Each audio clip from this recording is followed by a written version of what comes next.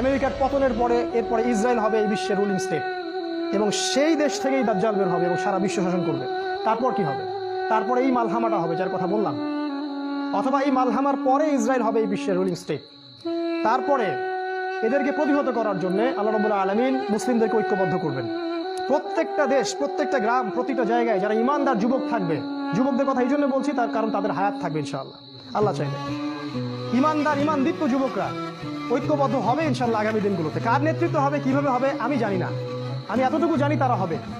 কারণ আল্লাহ রাব্বুল আলামিন তার নবীর মাধ্যমে জানিয়েছেন এই বাংলাদেশ বলেন, পাকিস্তান, আফগানিস্তান, এই পুরো জায়গাগুলো, ইন্ডিয়া, এই জায়গাগুলো থেকে যুবকদের অনেক কাফেলা আসবে এবং তারা ইমামুল মাহদির সাথে যুক্ত হবেন। আর ইমামুল মাহদিকে আল্লাহ রাব্বুল আলামিন এই উম্মার ত্রাণকর্তা হিসেবে বের করবেন, যার হাতে মুসলিমরা বায়াত করবে এবং তিনি মুসলিমদেরকে সাথে নিয়ে এদের বিরুদ্ধে যুদ্ধ করবে। এবং এই যুদ্ধে প্রথম দিকে মুসলিমরা অনেক পরাজিত অবস্থায় থাকবে, অনেক